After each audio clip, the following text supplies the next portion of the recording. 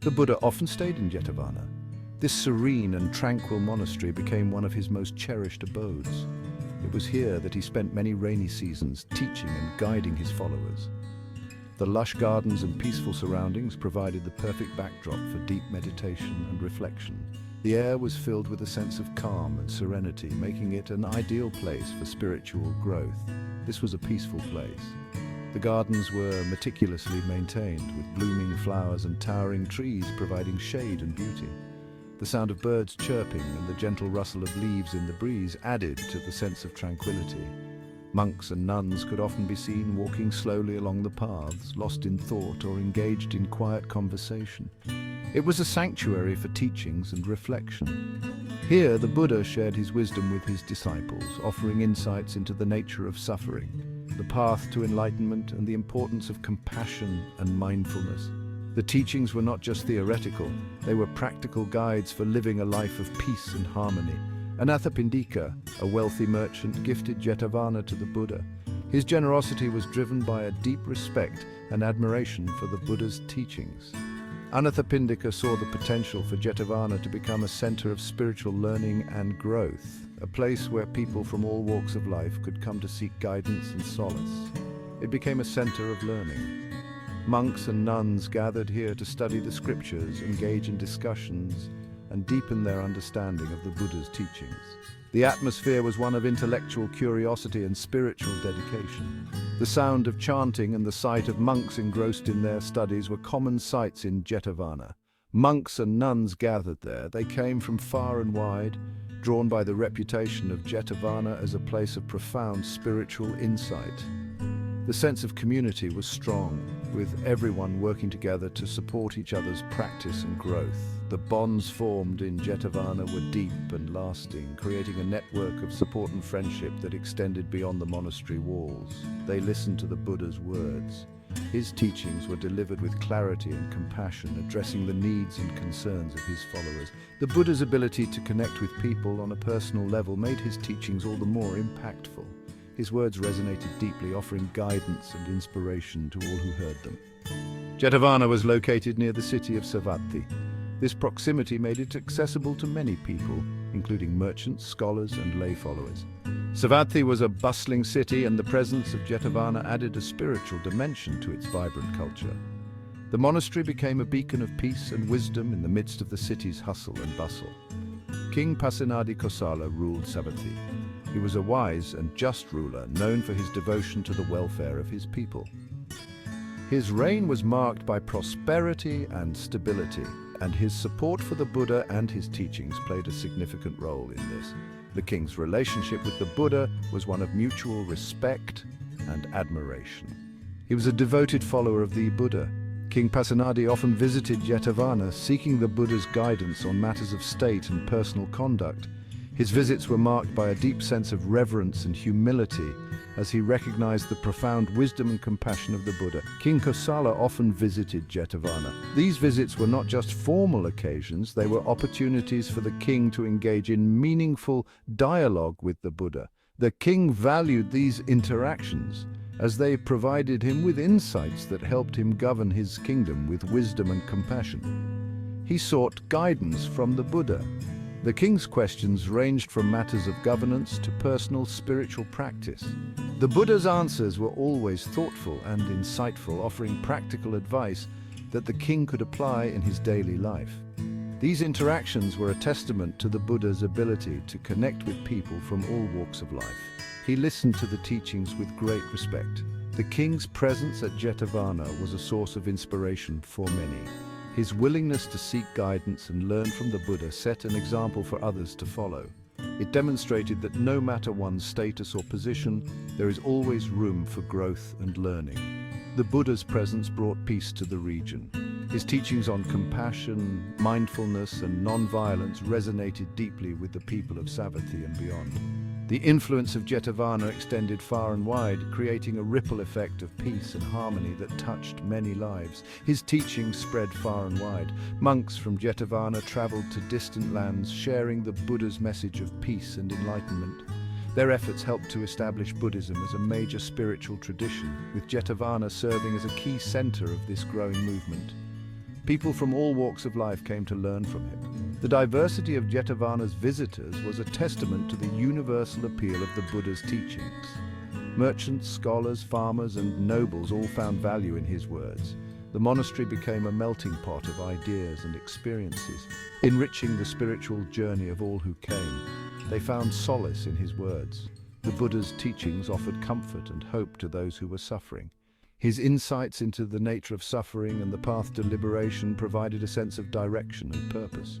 Many found that their burdens were lightened and their hearts were uplifted by his compassionate guidance. They were inspired by his compassion. The Buddha's empathy and understanding touched the hearts of his followers. His ability to see the potential for goodness in everyone inspired them to strive for their own spiritual growth. The sense of connection and community at Jetavana was strengthened by the Buddha's unwavering compassion. The kingdom of Kosala flourished under the Buddha's guidance. The teachings of the Buddha had a profound impact on the region, fostering a culture of peace, compassion, and wisdom. The prosperity of Kosala was not just material, it was also spiritual, as the people embraced the principles of the Buddha's teachings in their daily lives. The Buddha, known as Siddhartha Gautama before his enlightenment, was born into the Sakya clan, a small but influential group in ancient India. The Sakyans were a proud and noble family, known for their valor and wisdom. They held a significant place in the social and political landscape of their time. They lived in a region north of Kosala, a powerful kingdom in ancient India. The area was rich in natural beauty, with lush forests, flowing rivers, and fertile lands that supported their agrarian lifestyle. The Sakyans and the people of Kosala had a long history of interaction. Their relationship was marked by both cooperation and conflict, as is often the case with neighboring regions. They shared cultural ties and trade relations that were mutually beneficial. The exchange of goods, ideas, and traditions helped both regions to flourish and grow. King Kosala, the ruler of the powerful Kosala kingdom, admired the Sakyans for their strength and integrity. He saw in them a potential ally that could help him consolidate his power. He desired a strong alliance with them, believing that such a partnership would bring stability and prosperity to his kingdom. Diplomatic meetings and royal alliances were common as he sought to strengthen these ties. King Kosala's ambitions were not just limited to political power. He wanted to solidify his power through strategic marriages and alliances, ensuring that his lineage would continue to rule for generations. He also wanted to enhance his prestige among other rulers and subjects. Royal ceremonies, grand events, and displays of wealth and power were all part of his strategy to maintain and elevate his status. The Buddha's teachings had a profound impact on King Kosala. The king was deeply moved by the Buddha's message of compassion, wisdom, and non-violence. He recognized the wisdom and compassion of the Buddha, seeing in him a source of spiritual guidance and moral authority. The king's admiration for the Buddha grew as he learned more about his teachings. He held the Buddha in high regard, often seeking his counsel on matters of state and personal conduct. The relationship between the king and the Buddha was one of mutual respect and understanding. The Buddha's teachings emphasized peace and non-violence, principles that resonated deeply with King Kosala. The king saw the potential for these teachings to bring harmony and stability to his kingdom. He taught about the importance of kindness, urging his followers to treat all beings with compassion and respect. This message of kindness was revolutionary in a time often marked by conflict and strife. The Buddha spoke about the interconnectedness of all beings, explaining how our actions affect not just ourselves but the entire world around us. This concept of interconnectedness was a cornerstone of his philosophy. King Kosala tried to live by these principles, incorporating them into his rule. He sought to govern with a sense of justice and fairness, inspired by the Buddha's teachings. He strived to rule with justice and fairness, setting an example for other rulers and his subjects. His efforts to embody the Buddha's teachings in his leadership were a testament to the profound impact the Buddha had on him and his kingdom. King Kosala, a ruler known for his ambition and strategic mind, sought to strengthen the bond with the Sakyans, a powerful and influential clan in the region. He believed that a strong alliance with them would not only fortify his kingdom but also bring prosperity and peace to his people. To achieve this, he proposed a marriage alliance, a common practice among royals to secure political ties and ensure mutual support in times of need. The idea of uniting two powerful families through marriage was seen as a way to solidify their relationship and create a lasting bond.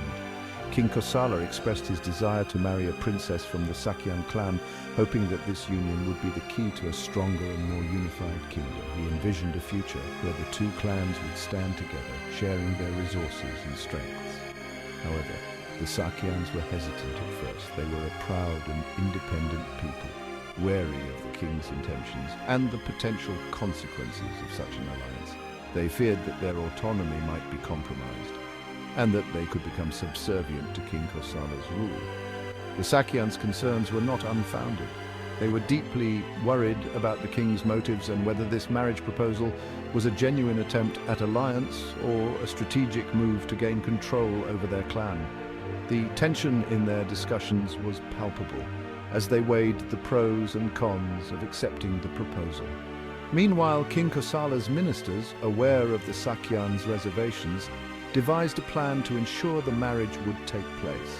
They knew that convincing the Sakyans required more than just a proposal.